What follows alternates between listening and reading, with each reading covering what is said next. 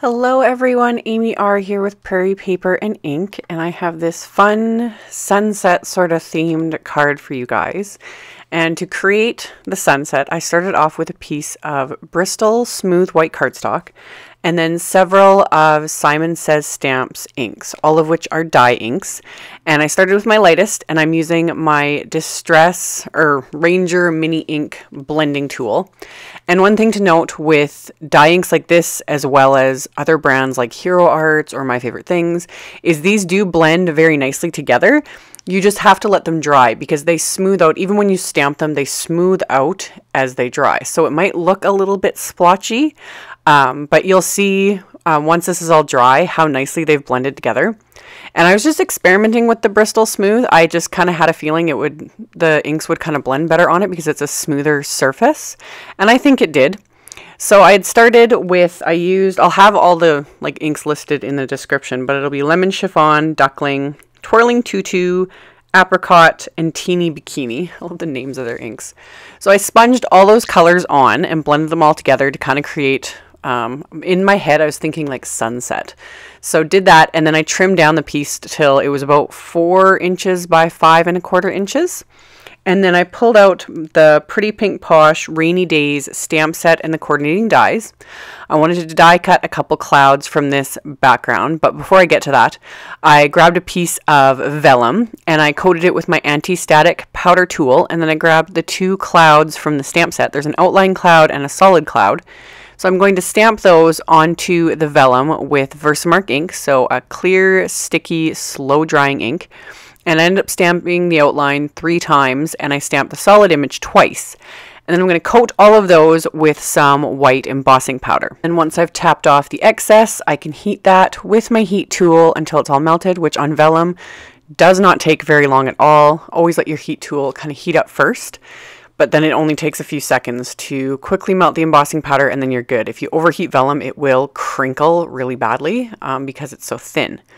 So heat embossed all of those, and then I'm going to now start running them through my Big Shot machine. I kind of fiddled around and figured out I wanted to cut 3 cloud-shaped windows from the little sunset background I created. So I ran that through twice through my machine to create the 3 little windows, and then I set aside that piece plus those 3 clouds for later. And then I also use those same dies to die cut these little stamped and embossed clouds. So I just used some micropore tape to hold the dies in place just to make sure they didn't shift when they ran through my machine, because I wanted them to be as even as possible after stamping and embossing them. So same thing, ran that through a few times until I had all of the pieces die cut. And once I had my layout somewhat figured out, I just used my cell phone to take a picture, because by the time I go to actually adhering everything together, I have forgotten where I was planning to place the clouds in the first place. So I like to take a picture of it so that I can refer to it later. But before I get to that, I wanted to add a sentiment, and I wasn't sure at first. I was like, oh, should I stamp it on a separate piece of cardstock or in vellum? And I decided instead to stamp it directly onto the background I created, which actually dried overnight. That's not necessary. It doesn't take that long for dye inks to dry, but I sponged all this yesterday and then got distracted with life and kids and all that stuff. So I came back to it today, and obviously it's perfectly dry. I still used anti-static powder just to be safe though. And then stamped the sentiments with the same Versamark ink and then embossed it with the same white embossing powder. And now the fun part is creating like little shaker pouches for these windows. I could have done a standard shaker card with these, lined it with foam tape, used a piece of acetate, filled the whole area. But this is so much faster and easier. Love it. Love it, love it, love it. So I took a stamp storage sheet from Simon Says and trimmed it down to slightly smaller than the back of this background piece. And then I created my own little shaker mix with several different Pretty Pink Posh sequins. I used the Sparkling Clear mix, I used the Iridescent Confetti Stars, and then I used the Marshmallow sequins in 2 sizes, the small and the medium, and then just stirred them all together with my fingers. Now for each little pocket, to make them separate, I just held the stamp storage pocket over top of my background there, and then just used a fine tip Sharpie marker to create what I will call blobs. I didn't see any need to like trace the exact shape. I just needed a rough outline for where I would use my fuse tool that isn't going to show through those windows. So that's why I went outside of the die cut edges to give me a guide of where to use the tool. So I went around the first blob about 2/3 of the way around and left enough space there for me to fill with my little mix. And then I just ripped off a piece of that grid paper I used in the beginning and created a funnel, taped it shut with some micropore tape, and created a funnel so that I can pour in this fun little mix I made. And I was pretty heavy-handed with the mix.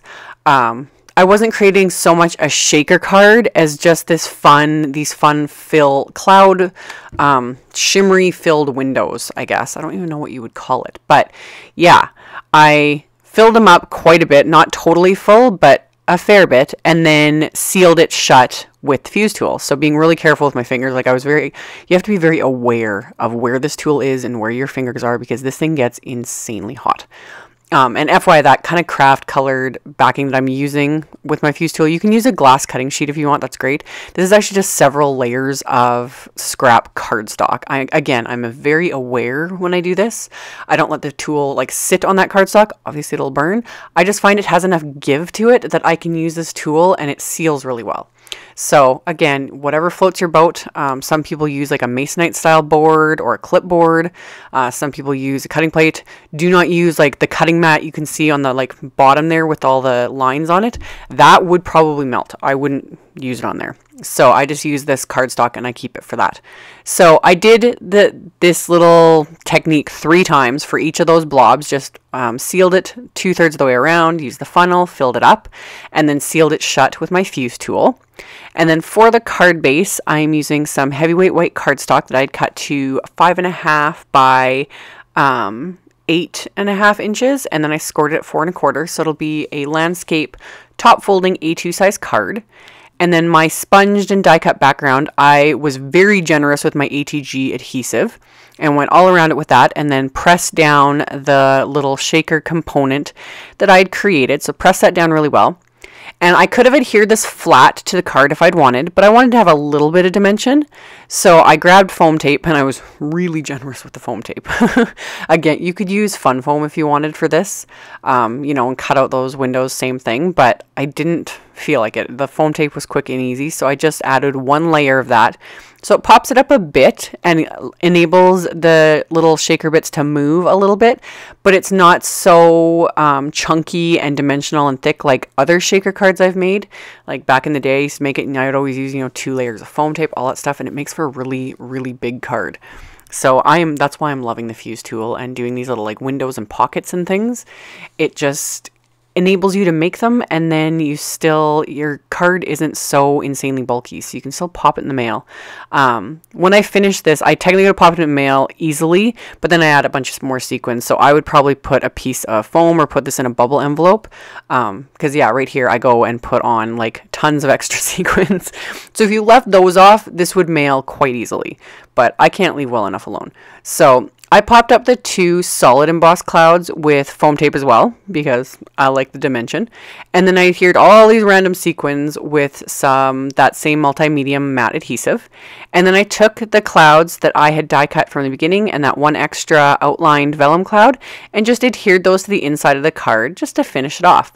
So thank you guys so much for watching, and as always, there will be a link below the video to my blog post. There will be links to all the supplies used. That will be in the description box below the video, so check that out if you are interested.